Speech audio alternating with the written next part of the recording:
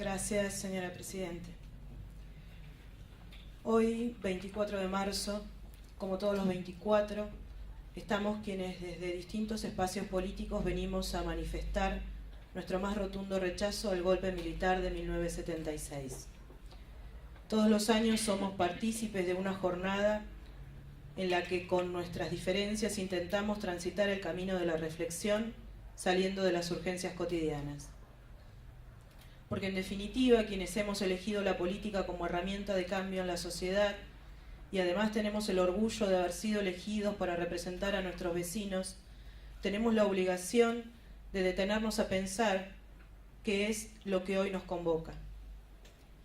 No sé si vale la pena a esta altura los discursos de ocasión, menos creo que valen los discursos que refuerzan lo que hace unos años quebró un pacto compartido.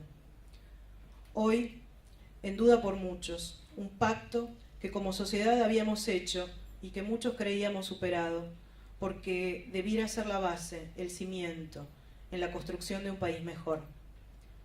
Puedo repetir hoy, como tantas veces, nuestro rechazo indeclinable a una dictadura cívico-militar que se llevó la vida de muchos y las ilusiones de todos. Puedo hoy repetir, como tantas veces, que nuestra historia, la que nos permitió salir de esos horrores, fue el resultado de una lucha colectiva, con avances y retrocesos. Puedo repetir hoy, como tantas veces, nuestro repudio a la violencia del accionar de las organizaciones guerrilleras, que además se alzaron con profundo desprecio en armas contra un gobierno elegido por el pueblo. Puedo repetir hoy, como tantas veces, que no hubo dos demonios, y repudiar al terrorismo de Estado desplegado por los mandos militares que detentaban el poder absoluto, que asesinaron, torturaron, desaparecieron, exiliaron, persiguieron, robaron bebés y destruyeron la vida de muchos. Pero no es solo eso lo que hoy siento que deberíamos pensar, porque un día como hoy nos convoca a mirar el pasado como un aula despiadada que a sangre nos hizo entender que debíamos tener pactos mínimos indispensables para la vida misma. Pertenezco a la generación del nunca más, un pacto que significó básicamente dos cosas: un compromiso irrevocable con el respeto a los derechos humanos y una adhesión irrenunciable al sistema democrático. Tanto las generaciones a las que el horror les atravesó la carne, como las que vivimos con su fría sombra, trazamos una línea divisoria y caminamos en la convicción de lo irreversible de esa democracia, que aún es débil y que tiene tantas deudas con una sociedad que por momentos parece haber dejado de creer en ella, que ella es el único camino. Este pacto se ha resquebrajado esencialmente por una práctica enferma y sin sentido, que es la defensa ciega del lado propio, y corremos el riesgo de estar repitiendo aquello que nos ha llevado al horror que hoy repudiamos. Cuesta argumentar sobre lo obvio, cuesta entender cómo se confunde todo y en la ingenua creencia de dañar un gobierno se destruyen las bases en las que hemos construido nuestra democracia.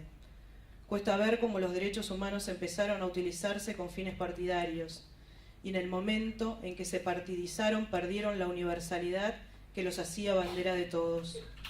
Cuesta ver a quienes hicieron de la verdad una razón de vida utilizar la mentira para dañar un gobierno. Cuesta oír hablar livianamente de desapariciones forzadas en democracia, justamente aquellos que no se hicieron cargo de tantas muertes. Cuesta entender cómo ya no importaba la vida de Santiago si convenía transformarlo en eslogan de campaña.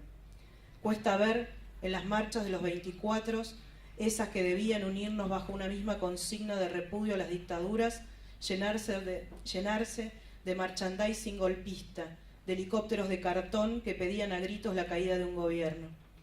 Cuesta por el esfuerzo, porque ese esfuerzo ha sido y sigue siendo titánico, en una sociedad donde el virus de la violencia es de rápida transmisión, generar las condiciones para que de una buena vez podamos vivir en paz. ¿Cuántos símbolos hemos degradado? ¿Qué significa entrar a medianoche a escondidas para pintar un pañuelo blanco? ¿Qué pensará el pibe que saltó un alambrado?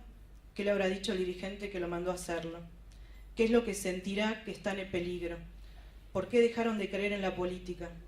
¿Por qué no propusieron o se integraron a que esa pintada fuera entre todos, incluso entre todos los que hoy estamos acá reunidos? ¿No hubiera estado bueno salir de esta sesión y pintar esos pañuelos como símbolo luminoso de reclamo de justicia que cancela la venganza? ¿Por qué la prepotencia de hacerlo a solas y escondidas? ¿Cuál es el símbolo que se elige si se lo pinta a medianoche? ¿Por qué no se entiende que no hay resistencia en democracia, que ese símbolo es de todos y que no es necesario hacerlo a escondidas? ¿Cuál es el símbolo que se elige si lo pinta aquella que decidió salir de la plaza para recibir los favores de Palacio? Aquella que no dudó en abrazar para la foto a un militar genocida. ¿Qué símbolo se elige si lo pinta la que convirtió los sueños compartidos en pesadillas de corrupción? ¿Cuál es entonces la próxima acción simbólica? ¿La toma de la Casa de la Memoria por algunos organismos partidizados? Esos a los que el propio Martín Sabatella, cuando asumió con la Alianza en el 99, les dijo que esta era una institución estatal y que no debía confundirse con una ONG, que debíamos celebrar que el Estado protegiera desde el mismo Estado la memoria. Esta casa es símbolo para todos y así debemos, quienes la queremos de verdad, preservarla. No me resigno a ver a quienes quieren convertir en campo de batalla partidario estas veredas en la que mi hijo aprendió a caminar un 24 de marzo de la mano de Delicia Córdoba. Los argentinos ya aprendimos que las crisis económicas se superan con los años, pero las crisis de violencia nos consumen generaciones enteras.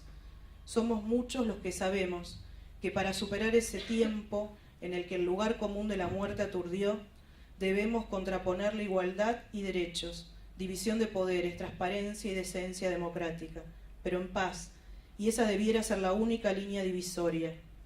La sociedad justa, para que sea duradera, debe construirse sin violencia, con laboriosidad cada día, para transformarnos en un país normal. Creemos en las políticas de Estado, en aquellas que unen como puentes las luchas históricas con los derechos para el hoy. Por lo que orgulloso vemos a nuestra gobernadora María Eugenia Vidal abrazada a Pablo Díaz, el único sobreviviente de la noche de los lápices, haciendo realidad el boleto estudiantil. Por eso vemos con orgullo la exoneración de los policías bonaerenses condenados por delito de lesa humanidad, que extrañamente aún pertenecían a la fuerza y accedían a los beneficios del cargo, entre ellos Miguel Echecolás. Y trabajamos diariamente en la lucha contra las mafias que intenta tener una policía cada vez menos maldita. Por eso vemos con orgullo a nuestra gobernadora, que junto con Estela de Carlotto de Abuelas pone en marcha el primer archivo histórico digital de partidas de nacimiento. Y por eso vemos con orgullo que se sigan convirtiendo en espacios de memoria aquellos que fueron lugares donde reinaba el horror y que no sean museos, sino símbolos vivos de un pasado al que no queremos retornar y a la vez, como esta Casa de la Memoria y la Vida, trabajen en la reparación y contención de esas víctimas de delitos comunes a las que durante tanto tiempo el Estado les dio la espalda. Creemos en las políticas de Estado y por eso nuestro intendente Ramiro Tagliaferro asumió su mandato en este lugar, como símbolo y puente de un pasado que nos enseña, pero de un presente que nos necesita en la construcción cotidiana de los derechos que nos faltan. Hoy, como pocas veces, estamos en esos momentos que la historia nos regala. No puede haber democracia sin demócratas, sin el ejercicio cotidiano de renunciar a las miserias propias para el bienestar de todos, sin la grandeza que nos exigirán nuestros hijos cuando en el futuro nos pregunten qué hicimos con esa herencia de odio y dolor. Nuestra generación, esa que nació en dictadura pero se crió en democracia, esa que está empezando a gobernar este país, tendrá el desafío de frenar la rueda de violencia e intolerancia. Como puente entre el horror y la vida, tendremos la obligación de reforzar aquel pacto en el que rezamos nunca más dictadura, por siempre democracia, construyéndola en paz y equidad. Muchas gracias.